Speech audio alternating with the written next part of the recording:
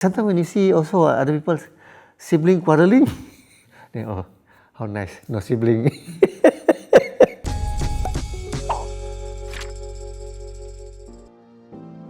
I'm Zitari and I'm 6 years old. I'm the only child. My name is Vincent. My age now is 60. My name is Jasraj Singh. I am 23 and I am an only child. Hey, I'm Adrian Lai. I'm 34 this year and I'm an only child. My name is Linda B. I'm 42 this year and I'm still the only child. When people usually find out that I'm an only child, they say it must be nice to be the guy who gets all the love from the parents, to have everything that you want, everything that you need. To a certain extent, people do also say that it must be nice to be spoiled by your parents. They will say stuff like, hey, why don't you want to have siblings? Or don't you feel lonely at times? Normally, I just scoff at them or I just say no, I don't really want siblings. I never thought that how am I if I have siblings. And sometimes when you see also other people's sibling quarreling, then oh, how nice, no sibling. I guess if I had a choice, I would probably already say that since young I've always wanted to have older siblings so that there's someone to guide me along the way, right? But I think I've come to terms that I will be the only child. So since young, it's all about comparing myself against myself. I'm not pressured to go and achieve a certain benchmark that somebody else has set in the family. And yeah, I totally embrace being the only child. I actually don't like it because it's boring. I actually want to play with my brothers and sisters, but I don't have. If you could have siblings, how many would you want? 804,000.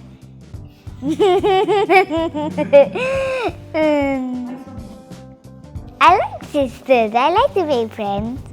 My name is Noor Arfa Zaini. I am a clinical psychologist by training and I teach at University of Cyberjaya. The only child, they receive the most attention. Okay, the only attention that the parents have. They have all this opportunity spread out in front of them. They sort of like get whatever it is that they probably need or want. Parents who are willing to spend the time and attention on a child, obviously the child will feel loved. Definitely, I would have to say my parents are very important to me.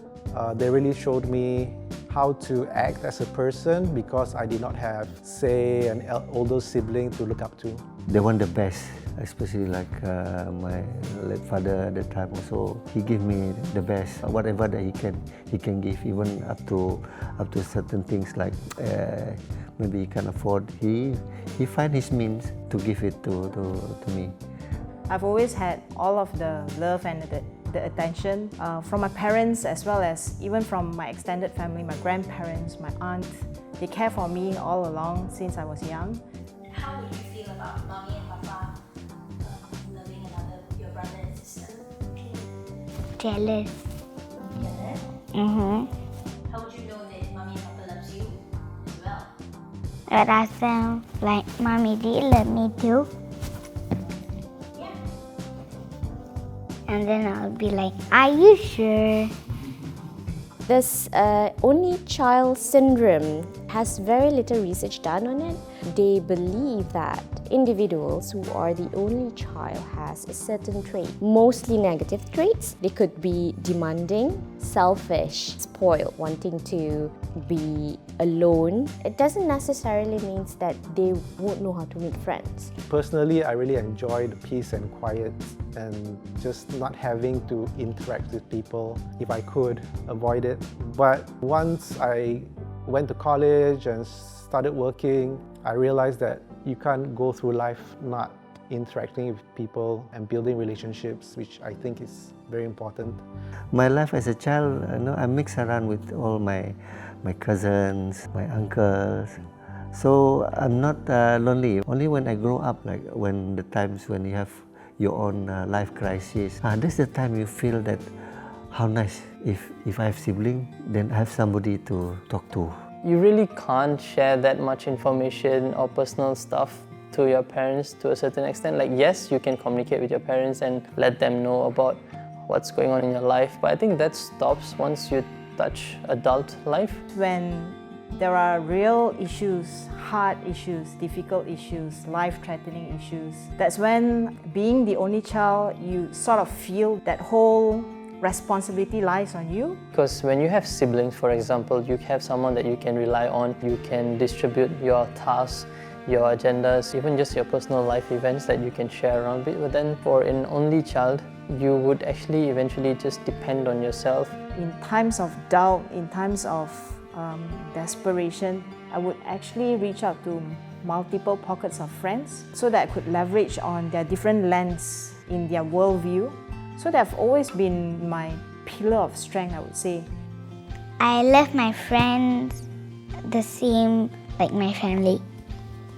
I could count the number of close friends with just one hand, I suppose, but these are lasting relationships that I really appreciate. Some of these friends, I regard them as my own siblings, whom I'm not related to. Yeah. There are many talks about being spoiled. Maybe in the past, people may have thought that being the only child means you garner all the attention.